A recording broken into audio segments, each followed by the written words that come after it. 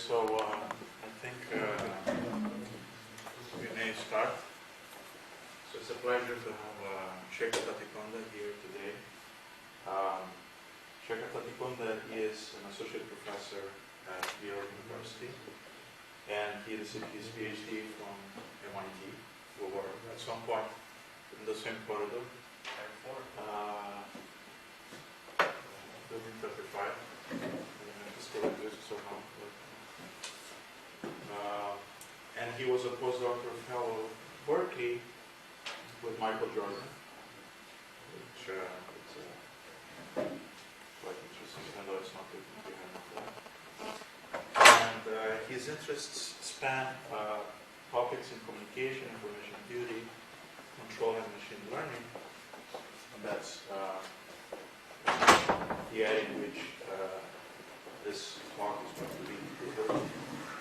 In particular, he has worked on control with communication constraints and the role of feedback in channel coding and inference on graphs with ciphers.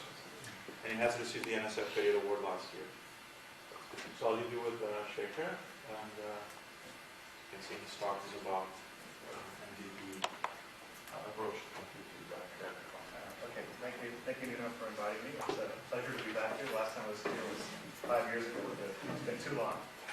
The title of this talk is MDP Approach to Computing a Feedback Capacity, which is a very utilitarian title. I had toyed with the idea of calling it the value of information and information theory, but then I thought that might be too fluffy sounding. But that's really what I'm interested in. So, okay, the usual. I've been working on these problems for about 7 years now, so over those years I've been intersected with a bunch of people. The last topic I'm going to be talking about is recent stuff with these two guys.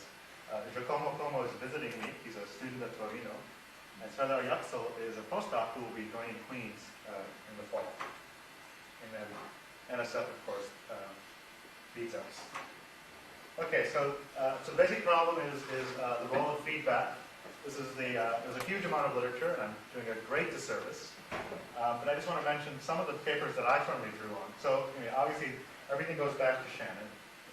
Probably the Shannon, Dobrich, and Wolfowitz, they're sort of, I think, representative of the earliest work on the role of feedback in channel coding. And there's a bunch of people here, and a bunch of people here. and I won't go through the whole history because I'll probably screw it up. I'm going to be using something called directed information, which is ascribed to these three people. Marco probably came up with it first, Massey maybe understood it in the context of information theory, and Kramer used it to actually prove coding theories. And then this dynamic programming approach that I'll be talking about, there's a series of papers, and then there's a whole lot of them, so I hope I haven't insulted anybody. So the basic problem, it's the introduction. Well, this is the usual kind of model, except I have maybe more arrows than normal. And what I want to understand is the relative benefits of output feedback versus state knowledge. Okay, so currently there's an increased interest in communicating reliably over noisy channels, blah, blah, blah, we know that. We're particularly interested in cases where there's memory. Feedback and side information, what are they good for? So we have an intuitive sense that they increase the capacity, they reduce the latency, and they simplify coding. But computing the capacity under different forms of feedback and state information can be very difficult. The question is why? And so I'll try to answer that. So that's sort of three topics, I guess. One is sort of the setup. I want to talk about a certain setup of Markov channels. How might you actually compute the capacity when you have state and output feedback? And at the end, I want to talk about the reliability function. That is, how does state knowledge and feedback knowledge help you in terms of the error exponent? So the outline of the talk is as follows. Talking about the channel capacity, I want to first talk about the value of state information. And then if you don't have state information, what's the value of feedback information? Then we're going to go up to the level of the error exponent. We'll talk about the value of state information. And I was going to talk about the value of feedback information. I put it in parentheses just to maintain the symmetry, but I'm actually not going to say much because while doing this, I learned about Berneshow. And that's a beautiful theorem, and I'll tell you about that. And I'll talk about the value of feedback when you relax the fixed block length constraint to the variable. So we'll get to that. Okay, so this is the information theory in one slide. What's the basic channel coding problem? There's a channel. We put a channel input symbol A, and it's going to get corrupted. And the way we model the corruption is by conditional probability. So a B, the channel output comes out. The basic problem is we have a set of messages, M, and the encoder will take a message. A message could be apple, banana, cherry, date. I don't know of a fruit that starts with E. Eggplant, maybe? And maps it to a sequence of T channel symbols. So we're going to use the channel T times. So A sub T means A1 through AT. That will be transmitted over this noisy channel. This is a memoryless channel for now. The decoder will receive B1 through BT and produce an estimate of the message M hat. And of course, the objective then is to maximize the number of messages while ensuring a small probability error. And Shannon's great theorem is that this number, this maximum number of messages, while ensuring that the probability error goes to zero, is given by this single letter characterization, this sort of scalar optimization, if you will. It is known that in the case when the channel is memoryless, that is, there's no state, then feedback will not increase capacity. It will say, it will do nice things to the error exponent, but it will not increase capacity. Okay, that was by way of introduction. So what's the value of state information? Well, first of all, let's talk about a Markov channel. I think this is a reasonably general model of channels. So the Markov channel will consist of three pieces. Well, we need a distribution on the initial state of the channel. The state will transition as follows. Time t plus 1, the state will depend on the previous state and the previous channel input. And the channel output will be given as follows. A conditional probability of B given the current state and current input. If it was the case that the state transition didn't depend on A, we would say that the channel is a non-ISI channel. There's no intersymbol interference. We'll assume this time invariant, so these stochastic kernels don't depend on T. Of course, there's many examples of Markov channels. And in fact, I would go so far to argue that most channels are Markov channels because you can, rather general theorem, that you can realize any general channel as a Markov channel if you're willing to do enough states. So I think this is a rather general class of channels. Why is state important? Here's a very toy example of why state can be useful to you. Let's imagine that we have a very simple Markov channel. At each time step, we're either going to choose a binary symmetric channel with crossover 1/3 or a binary symmetric channel with crossover 2/3. It's selected independently with equal probability. It's a very simple Markov channel. The states are independent across time. So this is the first channel with the crossover 1/3. This is the second channel with crossover 2/3. If you know the state, then the capacity is what you expect it to be. It's 1 minus the binary entropy of 1/3, which is also the same binary entropy of 2/3. But if I didn't have state knowledge, if the transmitter and the receiver didn't know what state was, the capacity is 0. Because from the end-to-end point of view, you would have to average over the channels. And the average of this channel is the rather boring channel that all links have probably 1/2. In a sense, it has capacity 0. So obviously this is a toy model, but it's to show that, of course, state is useful. You can go from 0 to 1 minus h of 1/3. Okay. So we're trying to understand the relative benefits of state knowledge of the receiver and the transmitter versus output knowledge. So we have our Markov channel, and the claim is the following. If state information is available to the receiver and the transmitter, that is, the state of the channel is known, then there's no need for output feedback when it comes to computing capacity. This is well known for the case of an ISI channel. So this claim is certainly true if there's no ISI. P of ST plus 1 only depends on ST. Let's assume that Markov process has an ergodic measure nu. Then we know, I actually don't even know who the first person to come up with this result is, that the capacity can be given as an average of the capacity of the channels conditioned on state. So if I was in state S, I would have to do this optimization. This would be the capacity if I was always in state S. Then I have to average it with respect to the empirical distribution, and then sum over the state. So that is the capacity. And the coding scheme is trivial. You just have a bank of codes, one for each state, and you just multiplex between them. Okay? So in this case, you see that the knowledge, so the claim is that output won't help you increase in capacity. This is the maximum you can achieve. When there's ISI, you need to do a little bit more work. That is, when the state transition is P of ST plus 1, given ST and AT. Okay, so claim is still, if there's state information available to the receiver and the transmitter, there's no need for feedback. That claim continues to be true, but you have to work a little harder. And I think everyone understood this, but I haven't seen this in the literature. So this is something that I did in my thesis. In fact, I presented this 5 years ago, so I don't expect anyone to have memory that long. Okay, so the way I want to solve this problem is I want to pose it as a dynamic programming problem. Not so much because I'm interested in this problem. I'm actually interested in the more general problem where the state is not known. but pedagogically it might be useful to see how it's done in this setting. So we know that basically we need to compute some mutual information between the message set and the outputs. We're assuming the state is available to the transmitter and the receiver. It turns out by this sort of simple algebra with mutual information that this term can be decomposed as a sum over t equaling 1 to capital T, of the mutual information from the input symbol at time t to the output symbol, and the future state conditioned on the current state. Why is there the future state in there? Because we have ISI. A of t influences both B of t and st plus 1. This term here, this add-in, can be decomposed furthermore into the information, if you will, that flows from A to the channel output symbol, and the information that flows from A to the next channel state. If there was no ISI, this term would die. Okay, so what I want to do then is I want to maximize this guy over, I want to compute the capacity, I need to maximize this over input distribution. So here's the, and I want to use dynamic programming. So here's the setup. It's quite natural to identify what the state should be. It's just S of t. The action at any given time is based on the state. I need to compute a conditional probability of A. That's the input. The information available to the decision maker is all the previous states. And the running cost is this object here, which I've just chosen to write it this way in the more dynamic programming language. The running cost depends on the current state and the action. In this case, the action is the conditional probability of the input symbol. And we have an infinite horizon average cost problem.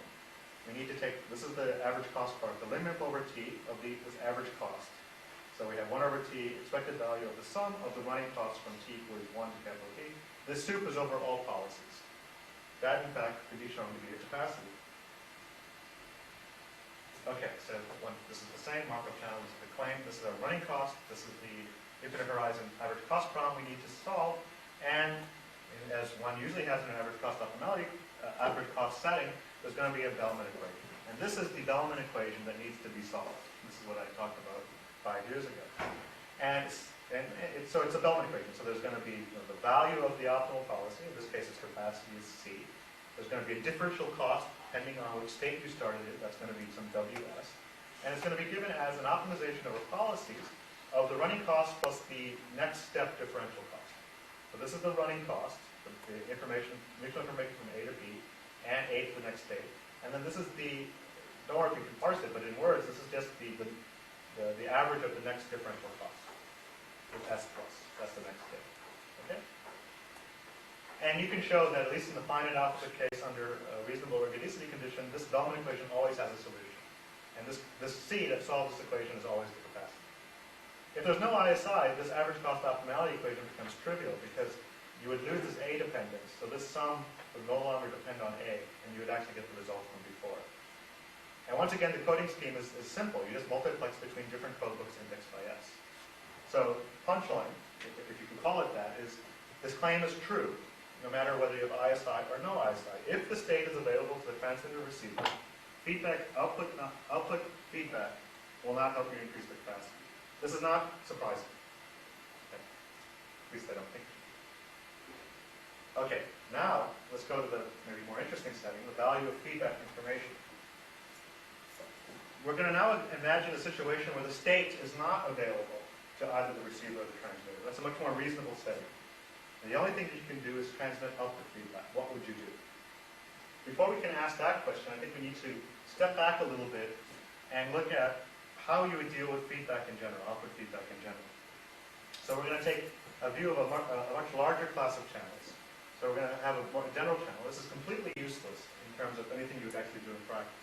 But it gives us some insight into issues of causality that we need to work out. So we'll take the general channel, which is just all it is a statement of causality. The channel output symbol at time t depends on all the previous channel input symbols and the current input symbol, and all the previous channel output symbols. There's feedback, so that means that the channel input symbol AT could be a function of the previous channel output symbols.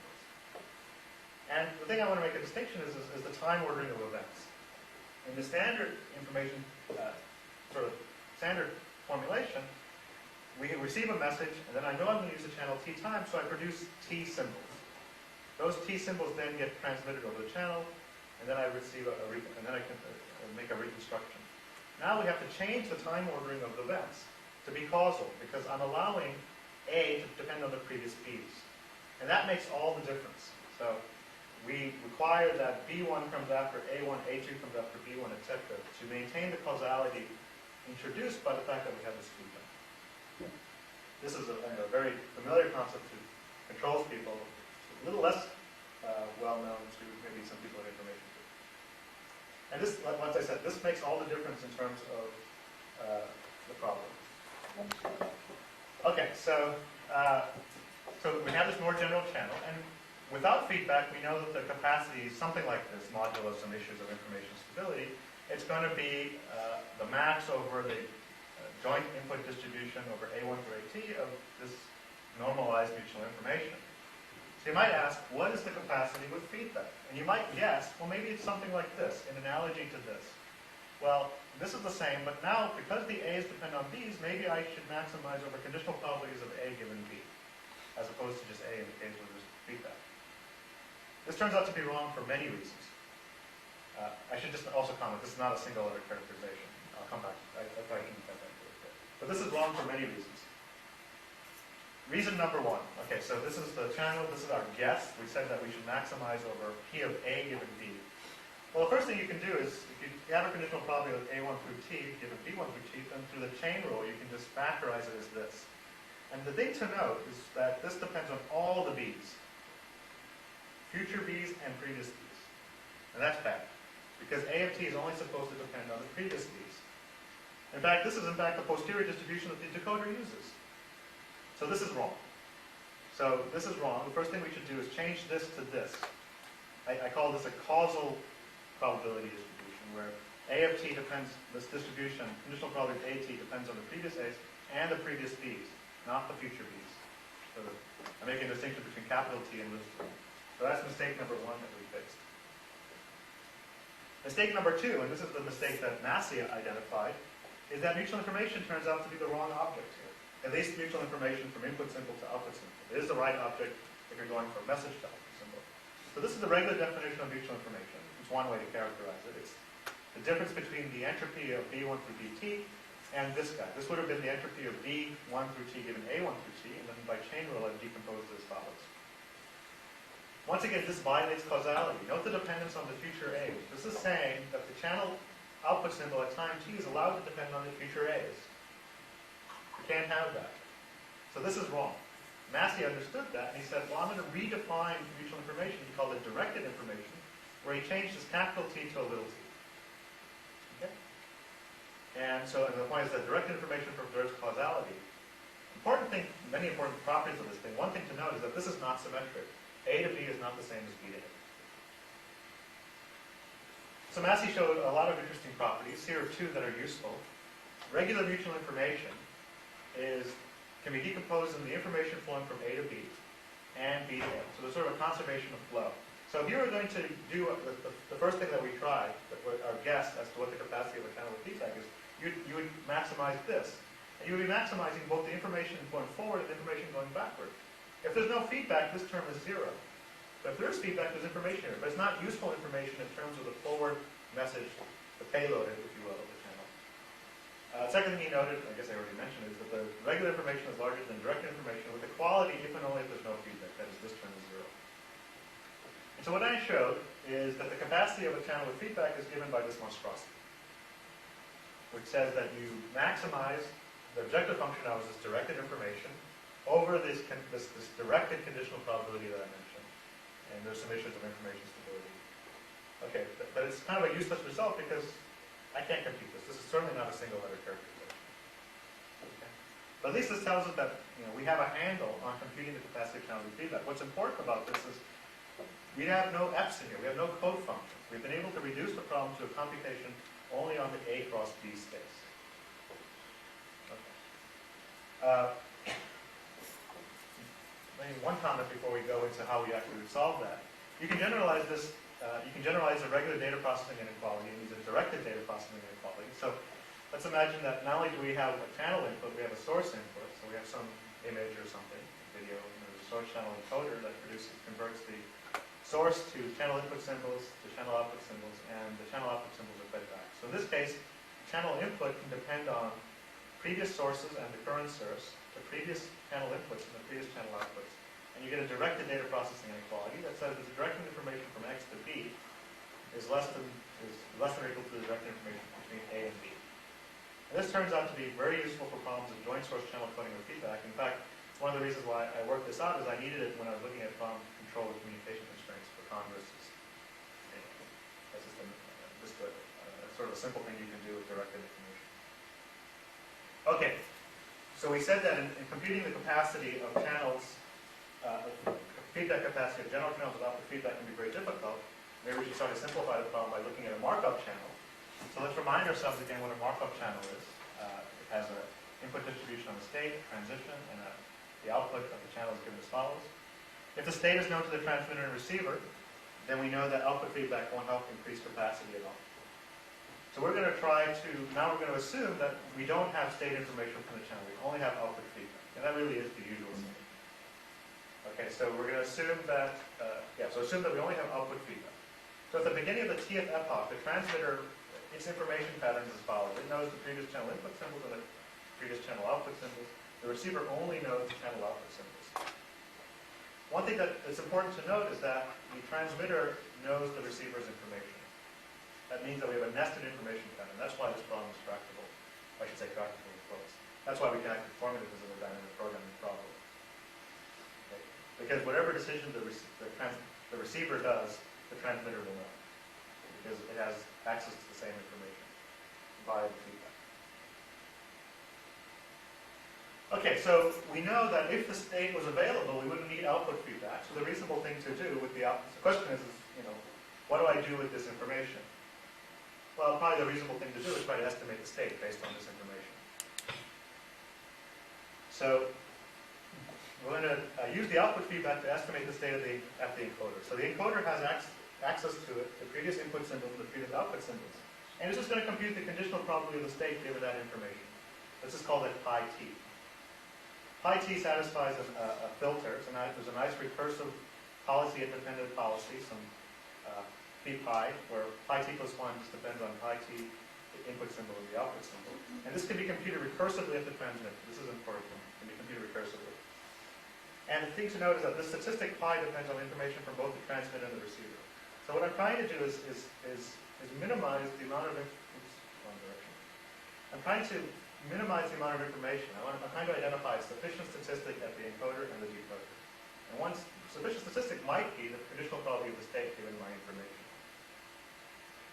So that's what this pi is. So this is what the encoder is going to do. So if you do that and you do some simple manipulations of the directed information, this guy can be written as follows. It can be decomposed into something that looks like a sum of costs. The directed information from A to B is the sum t equaling 1 to capital T of the mutual information from A comma pi to B given the previous b's. And so you can actually think of the pair A pi as the input. Because the decoder doesn't know pi. It can't compute pi. Pi depends on both the A's and the B's. So the receiver does not know pi. So this is sort of be viewed, this pi can sort of be viewed as side information of the encoder. Okay, so that's something we'll come back to in a second. So we're going to view actually A and pi as the input distribution. But we can't have any distribution on pi. That's going to be restricted. There's an issue of dual effect. Even if the underlying channel does not have ISI, at the level of the pi process, p pi t, don't worry about trying to parse this, but the probability of pi t plus 1 given pi t and at will in general depend on at. And this is important because a lot of papers in the literature deal with the case of non-ISI and say that the case of ISI is straightforward. It's not. And in fact, that's the typical setting the minute you have to go up to the level of the filter. In stochastic control, it's sometimes called the dual effect because the choice of the control action can do two things. It can help you achieve whatever your performance is, but it can also help you identify the unknown channel. So this is really a result of the dual effect. Okay, so what do we have now? So before we said the transmitter knew AT minus 1 and BT minus 1, and the receiver knew BT minus 1. We've shown, or at least our claim, that the transmitter really only needs to have pi of t, the estimate of the state of the channel. And still have to hold on to the b's because it might need to know what the receiver is going to do. And so the goal then is to supermise this sum. This is the directed information that we had before. Now, this is still problematic because it depends on all the previous b's. I still need a sufficient statistic at the decoder. So one thing you might do is guess, well, in the same way that pi of t was the estimate of the state, conditional probability of the state given the previous a's and b's, maybe the receiver should try to estimate the conditional probability of the state given the previous b's. This is not a new idea. In fact, I saw this in the paper by Goldsmith and Variety. And the problem with this, and the problem that they actually comment in their paper, is that there does not exist a recursive formula for this. The only time that they have a sufficient condition for when there is a recursive formula, and that's when the input distribution is I. And that is useful for symmetric channels, but not in general. Okay, so this turns out to be the wrong estimate at the receiver. The right thing turns out to be the following. The receiver should estimate the encoder's state based on its information. So instead of estimating S, it should estimate pi. So it's sort of 2 degrees of estimation. The encoder is going to estimate the state of the channel given the previous A's and B's. The decoder is not going to estimate the state of the channel, it's going to estimate the state of the encoder, which is this guy. So, and you can show that there exists a policy-independent function. So in fact, this filter is recursive. You should be throwing tomatoes at me because these are horrible objects. Pi lives in the space of measures on S, and gamma lives on the space of measures on the space of measures of S. So these are messy objects. But we're trying to at least get a handle on why these problems are difficult. So before, we said the information available to transmit and receiver is follows. Now we have these guys, pi and gamma, and gamma. So before we had to supermise this, you can show that this mutual information here just turns out to be this. So this still is a great simplification, though it's very complicated. And the policy that we're going to review is that the state of the system is actually determined by the decoder. The decoder based on gamma will choose a joint measure on A and pi. But there's a constraint that the marginal on pi actually has to be gamma over pi. Because gamma is the conditional estimate of pi given the these. Okay, I don't expect you to follow all of this. The punchline is that the following verification theorem. If there exists a bounded number C and a bounded function W from gamma to R, and a policy achieving the supremum in this Bellman equation, then C is in fact the capacity.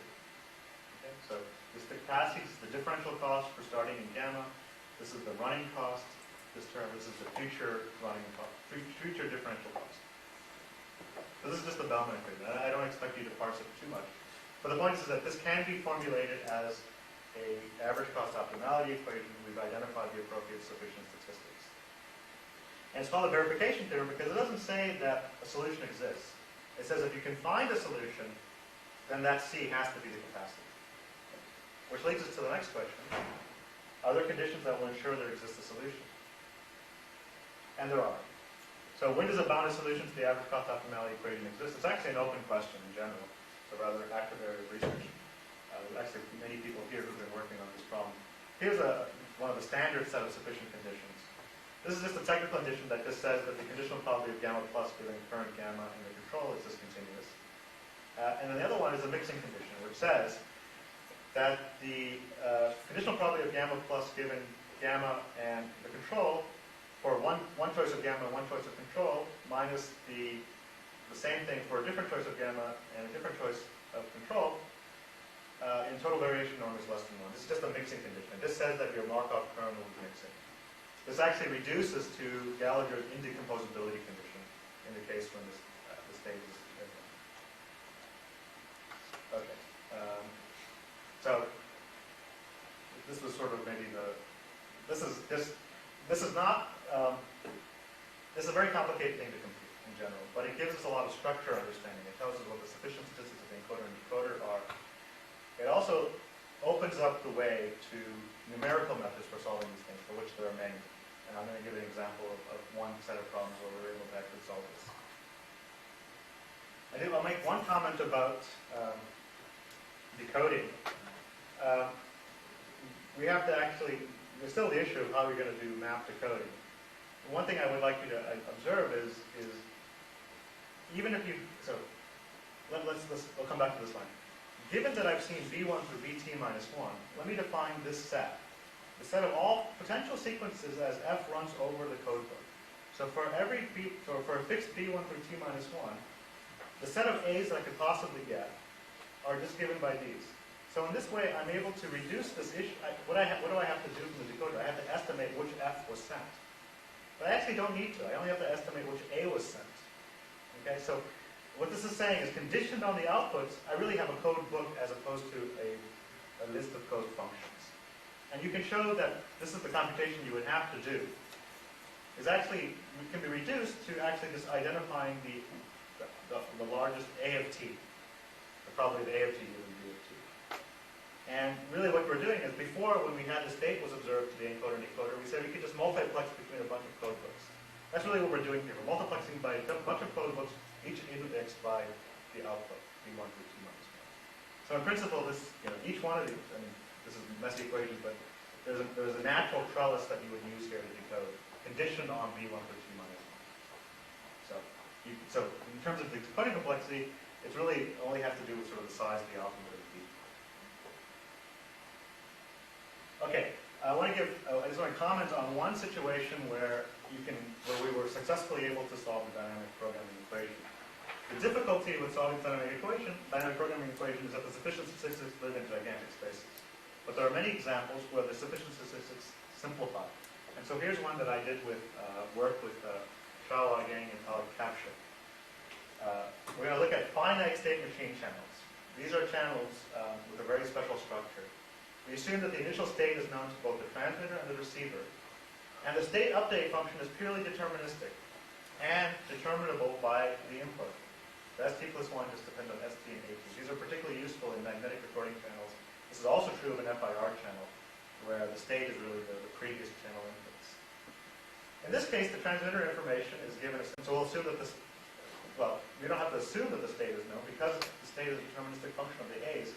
It is part of the information pattern of the transmitter. So at time t, the transmitter knows the previous A's, the previous B's via feedback, and it knows all the states, because it's a deterministic map. The receiver only knows the B's. In this case, pi was supposed to be the conditional probability of the state given the information pattern at the encoder, but the state is already known, so it's just S. So that's finite. So that's nice. It doesn't live in the space of measures on S, it just lives in S. In this case, gamma, this is the sufficient statistic at the receiver. That was supposed to be the conditional probability of pi given its information. Well, pi is just S. So gamma is now just this guy, which lives in a finite dimensional simplex. It lives in the space of probabilities on S. The state is only known to the transmitter. We said that if the state was known to the transmitter and the receiver, feedback wouldn't help you. So this is an asymmetric setting. The state is only known to the transmitter. So feedback can increase capacity. And so given that we have this finite and this living in a finite dimensional simplex, it actually turns out that there's some straightforward numerical methods for solving the Bellman equation. And in this paper that I cite, there's lots of graphs and charts where we actually, and implementation issues and how you actually implement policy iteration for solving this equation. And we do it for a bunch of different magnetic recording channels. So it can be done in situations where the sufficient statistics simplify. Okay. I guess I should probably hurry up. So we talked about channel capacity, and I want to move it up a notch and talk about the error exponent. Okay, so in general, we're not just happy with computing the capacity. We would like to have an understanding of latency. So that's what error exponents do. So capacity is just one measure of channel quality. The reliability function, the error exponent, is another one. So what we do is we say, if I'm going to use the channel for t times, and at rate r, what is the smallest probability of error I can achieve? That's what this object is. We're going to call the error exponent this to be this thing normalized, minus 1 over t log of the probability of error. Okay, the other way to say that is the probability of error is equal to e to the minus t, this e. Okay? So remember this channel is without feedback. This function is very well studied. It's about 150 pages of Gallagher's book, for example, or a good chunk of Design Corner. And the kind of pictures you see are of the following form. As rate goes between 0 and c, you get this error exponent does something like this. So this bottom line is the so-called random coding error exponent. This top line is the so-called sphere packing bound. We know that the true error exponent is living somewhere in between. These guys meet at some point, though. I guess my picture doesn't show that, and they're the same here. For r larger than c, the error exponent is 0. You can't transmit reliably after that. Okay? Another thing to note is the slope of the error exponent goes to 0 as you get closer and closer to c. So if you really want to get close to capacity, you may have to wait a very long time to achieve a given probability of error. That's a bad thing. Okay.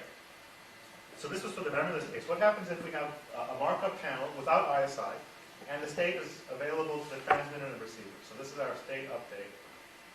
We know already that the capacity of this channel is just the average of the individual capacities conditioned on the state. And what you can show is Gallagher's, we can write Gallagher, there's a single letter characterization in this case for Gallagher's random coding argument. So in this case, Gallagher's random coding error exponent has a single letter characterization. It has this form. I'm going to explain these symbols on the next slide. But the punchline is when the state is observable to both the transmitter and the receiver, we can get a single letter characterization of the random coding error exponent. We can compute it. So here's a situation of a channel with memory where we can actually compute the error exponent, at least the random coding error exponent. So what are the symbols here? Okay. For those of you who've seen Gallagher's error exponent, you recognize this part. The question is, what's this stuff? Well, what's really going on? Let's maybe not focus too much on the symbols. What's really going on? If I have a state, well, what causes an error in the memory in this case? Well, I was very unlucky. The channel was very bad multiple times. The minute I have state, I can be unlucky for two reasons. I can be unlucky because I just have a very bad state sequence, or I can be unlucky that even though I had a good state sequence, I had bad channel variations in the state sequence. So there's going to be a cost associated with atypical state sequences. And that's the new thing that we have to deal with. And this is really just a classical large deviations argument. This object here is going to be a battle between this term, which is basically the probability of error, and this term, which corresponds to the probability of how atypical you are, the so-called rate function. So for those of you who are familiar, IVU is going to be the rate function for the empirical measure for the Markov chain. In this K row stuff, this is the thing that you see in Gallagher's error exponent. So once again, we have a battle. So there's a soup over mu, the marginal, the empirical measure for the Markov chain. The battle between the term that corresponds to the probability of error and how atypical that state sequence was. And then this is the usual thing. So the only point is that this is a classical, simple application of large deviations theory. And more importantly, this is a single letter characterization. I mean, it may be a complicated optimization because this is over measures, but it's still a single letter characterization. Okay, so that was the question of the value of state information is useful because we can actually compute the random coding error exponent even in a situation where there's memory. Now we can ask what happens if there's no state information but there's feedback information, and I'm going to cop out. Because in principle, one could extend all of the machinery that I presented in the first half of this lecture. But I don't want to, because I learned about a new technique quite recently, which is much more interesting. And that's variable length channel play. And that's Bernashev's scheme. So I'm going to relax one of the basic assumptions in information theory, which is that we have fixed length channel codes. That is, I always have to use the channel for the same amount of time. It turns out that if you allow variable length, that is, for some channel sequences, I wait longer or I wait less, that the solution to the error exponent becomes much easier. So first of all, what do we mean by variable length decoding? So what's the decoder getting? At every time step, it's going to receive one of these symbols. It's going to receive another one of these symbols. I can actually think of that as a big B-ary tree. The first time I have B kids, and then a B kids, etc. So a B-ary tree. And then that tree is going to terminate, let's say, and at each leaf, I have to make a decision. Was it apple that was sent? Was it banana that was sent? Etc. The depth of a given path in the tree is going to determine the stopping time for T. And if that tree was completely flat at the bottom, then it would be a fixed length scheme. But if it was jagged, we would have a variable length scheme. So that's what we mean by variable length decoding. The error exponent is going to be the same as before, except now I have to divide by the expected time to decode. And the number of messages, we need some way to measure rate, is going to be 2 times the expected value of T times R. And this is what Bernashev did. He said that for discrete memoryless channels with output feedback, the best error exponent one can achieve is this thing. No upper bound, lower bound. This is it. This is exactly it. It has 2 terms. This term is 1 minus R over C, the rate that you want to transmit on, and C is the regular capacity. C1 is this guy.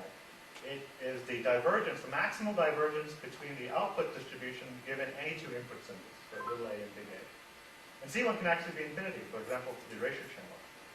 And we already know that from other, it's almost usually a standard homework exercise, the idea of the erasure channel with feedback gives 0 error capacity. So he proved both the converse and a direct theorem. So he showed that this is it. And let's compare it in my cartoony picture before. This was supposed to be the random coding error exponent. This was the sphere packing. This is burnish shift. It's strictly larger. Furthermore, look at the slope at C. It's not going to 0. So you can get very close to C with reasonable block lengths. The other thing I want to comment is, what's remarkable is that you can get a clean single-letter solution. Variable length seems to be buying this a lot. And I like to think of it as analogous to Shannon's insight, which he said, don't think about zero error capacity, think about arbitrarily small capacity. If you don't think about fixed length coding, you think about variable length coding with very small variation in the length. You can actually show that Burnishev scheme is very small variation in the length. You can get a nice clean form solution. So this seems to be the appropriate relaxation at the level of the error exponent. And so here's the scheme. The reason I'm going to present the one scheme that achieves the Burnishev exponent is I'm going to generalize it to two cases with memory, channels with memory. So this is the, so first of all, here's the formula. Where does the C1 come from? So anyone who has taken information theory course and has looked at the chapter Comer and Climate Science Statistics will recognize this as an application of Stein's theorem for hypothesis testing. So Stein's theorem basically says, given two hypotheses and a fixed length test, such that the type 1 probability goes to 0, then the fastest that the type 2 probability can go to 0 is with exponent C1. Okay. And so this was the scheme proposed by Yamamoto and Ito to achieve Burnishev's exponent. It's a pretty easy achievable scheme. And what it corresponds to is a variable length scheme where there's a variable number of epochs, but each epoch is the same length. So here's one epoch, and the epoch has two pieces of fixed length. So there's some n, which is the size of the epoch, and you can identify this appropriate gamma. The first part is just a regular block code. You just transmit a regular block code. You don't have to do anything to it. Whatever block code you like. And the second part is a confirmation phase, and I think this next picture might help. So the scheme is as follows. Let's say at time 0, I'm going to send my message using a regular block code. One of two things is going to happen. The message is sent correctly or the message is sent incorrectly. Let's look at the case where the message was sent correctly. So that's, let's say, this time gamma n. The encoder, via the feedback, knows exactly what the decoder is going to do. So the encoder knows whether the decoder is going to decode correctly or not. So at this point, he knows, because we're on this link, that the decoder will correct correctly. The encoder now wants to tell the decoder, you're doing the right thing, stop. So he has to basically send a message, a 1-bit message, please stop, versus please don't stop. Now that could be corrupted on this next phase. So two things can happen. The encoder says stop, and that is correctly transmitted to the decoder. And the decoder is going to stop. Or the encoder will say stop, but it's transmitted incorrectly. The minute the decoder gets an incorrect, he says, okay, I better restart the whole system. I have to do a whole new epoch. That's this story. If the message was sent incorrectly, the encoder knows that the message was sent incorrectly, so he has to send a message to the encoder. So the decoder says, please continue. So if he says repeat, and that message is transmitted correctly to the decoder will in fact repeat. It will start the next epoch. Whereas if that repeat message was received incorrectly, the decoder will think, okay, I must have done the right thing. I'll stop. And then, so the repeat says we repeat this epoch. Now, why does this reduce the probability of error? Well, before we had this box, the probability of error occurred whenever we landed here. Now, whenever we have a probability, the only error events are when we end up here. But this has a smaller probability of occurring because there's some chance that I go to the repeat stage. Okay, and you can in fact show that the number of these blocks is geometric.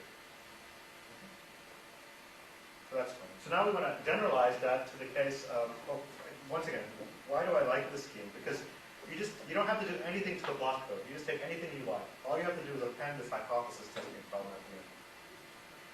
So I mean, it seems like a thing you could actually implement. Okay, so markup channels. Let's look at the markup channel without ISI, with state. The state is observable with the transmitter and the receiver. As we've argued many times, this is the capacity. What I want to do is present to you a generalization of the Yamamoto-Ito scheme for this setting. Is that we're going to still have these multiple epochs, whereas before the epochs were all a fixed length, where we had a variable number of epochs. It'll turn out that that even the lengths of our epochs will be variable length. We have to add an extra level of variation. So the communication phase, that's going to be exactly the same as before, just a block code. Our confirmation phase is going to be a little more complicated, because now it's not a simple hypothesis testing problem. It's a hypothesis testing problem in a random environment. The random environment being the actual state sequence. Okay, so focus on the hypothesis testing problem. How would you do a hypothesis testing problem when the state can change? Well, you can condition, but we're allowing that we see the state, so we're going to condition on the state. This is the so-called quenched computation, if you're familiar with that language between quenched and renewed. So for every state, we're going to let C1 of S be that maximal divergence over input symbols, big A and little a. These big A and little a can be different for different states. Now, if we observe S1 through ST, then you can show, pretty simply, that the error of the hypothesis test is just going to be a product of these guys. But now we have to average over the state sequence. Once again, another application of our lemma.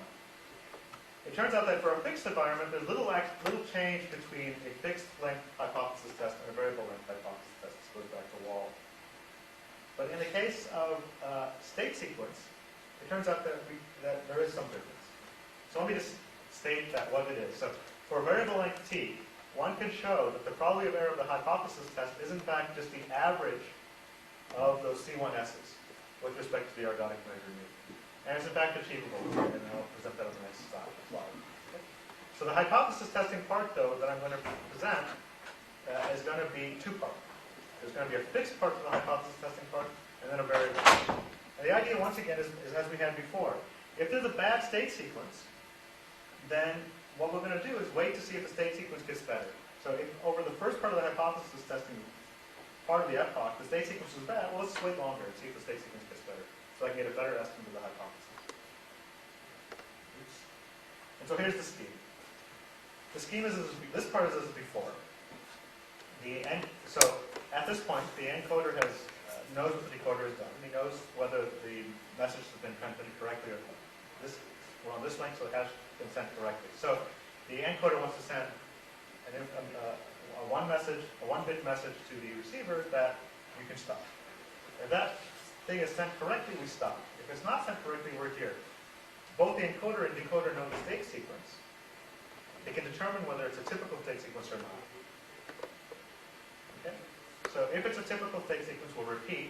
If it's an atypical sequence, we'll repeat. If it's not a typical sequence, we're just going to stop and then repeat the whole epoch. So we have a two-part scheme. So let me also do this setup. So we know the message was sent incorrectly, so the encoder is going to tell the decoder, please retransmit. If that retransmission message is done correctly, please retransmit. So if in fact that's sent correctly, the decoder will know to repeat.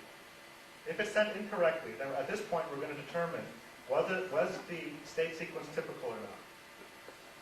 If it was typical, we're going to repeat. If it was atypical, we're going to repeat. Otherwise, we're just going to stop. And that's where we get the error. So before we had any feedback, this was the error. When we had one level of hypothesis testing, this is the error. This is the error. This is the error. Sorry.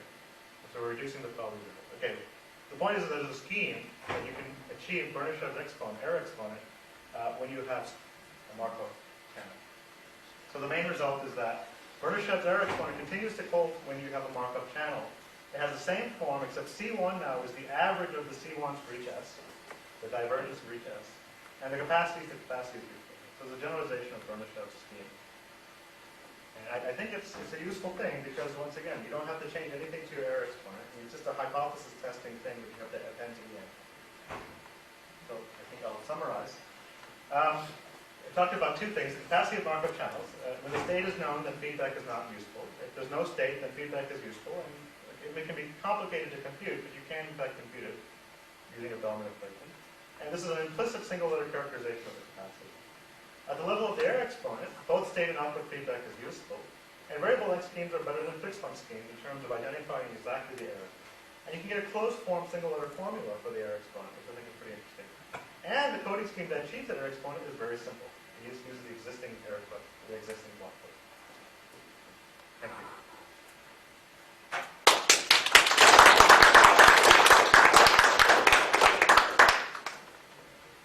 You mentioned that you could compute and that you had graphs. Do you have anything to show? I can show you the paper. I don't have it on my laptop. I'm sorry. No, because I mean, just to find out, is the difference between the two cases quite significant, or can it be as large as possible? You can certainly come up with pathological examples. Actually, the reason that Alec Patrick, my colleague, approached me to work on this problem is He was actually interested in computing the capacity of magnetic recording channels without feedback. And any achievable scheme will give you a lower bound. He wanted an upper bound. The way he was going to get an upper bound is by looking at feedback, because that would automatically be an upper bound. And in fact, in a certain sense, problems with feedback are easier than problems without feedback when you have memory. So in his situation, we actually wanted the numbers to be close, because he wanted to sandwich. And so that's exactly what happened for the particular magnetic recording times that we computed. In that situation, there's not much gain. Yeah.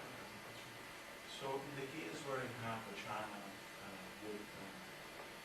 with a state which is, say, memoryless, Okay.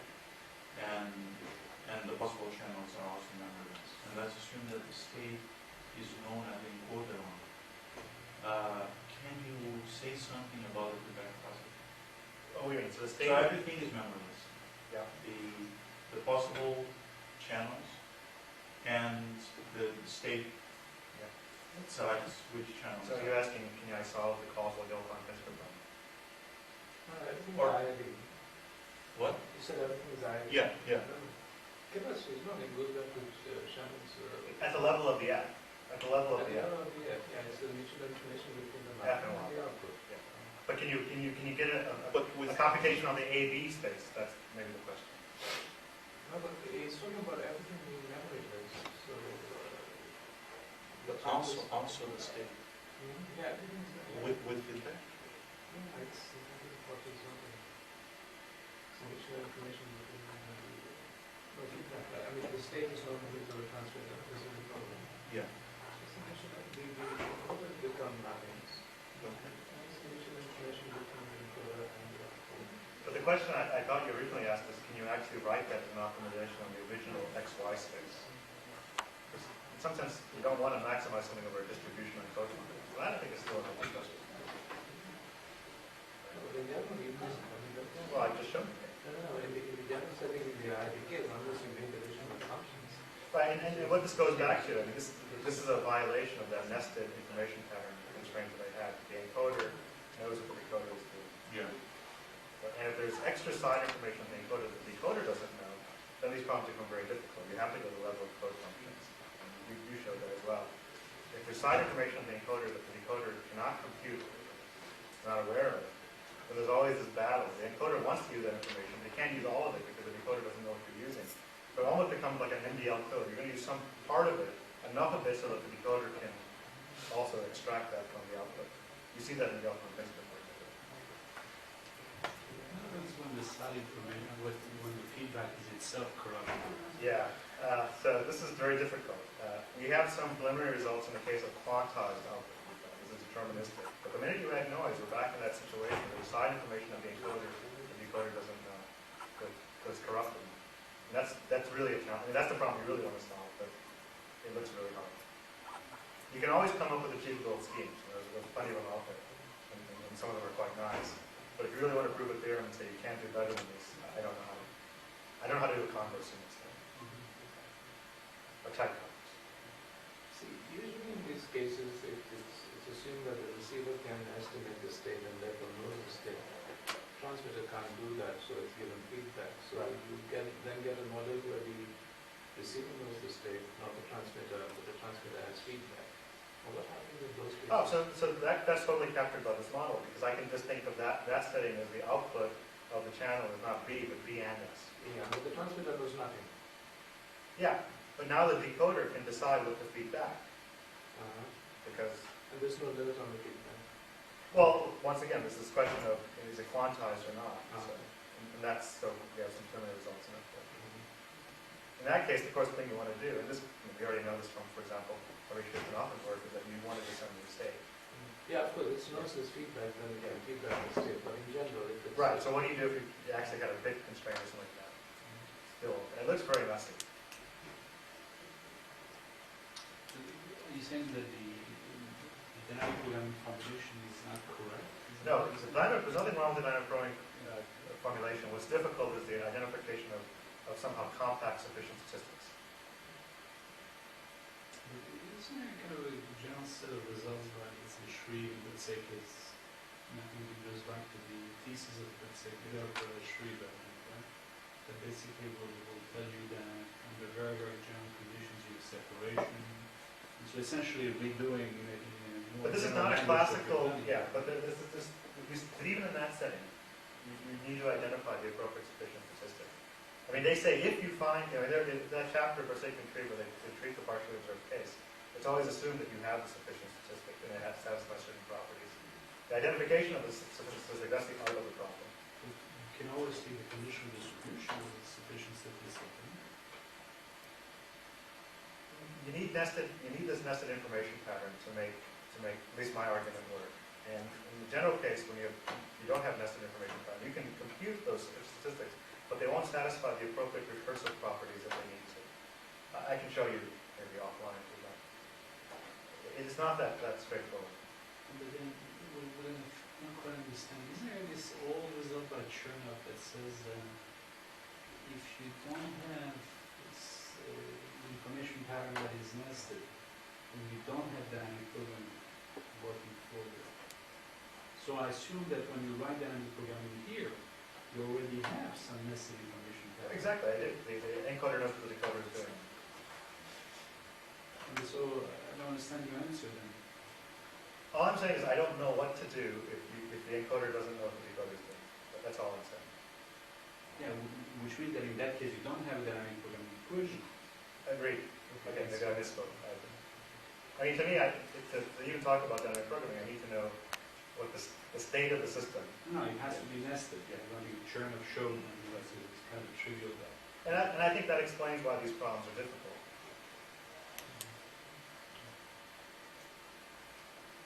So I misunderstood. And that's why Chernoff's, not Chernoff, but Witzenhauser's example, for example, you cannot apply dynamic programming. Right.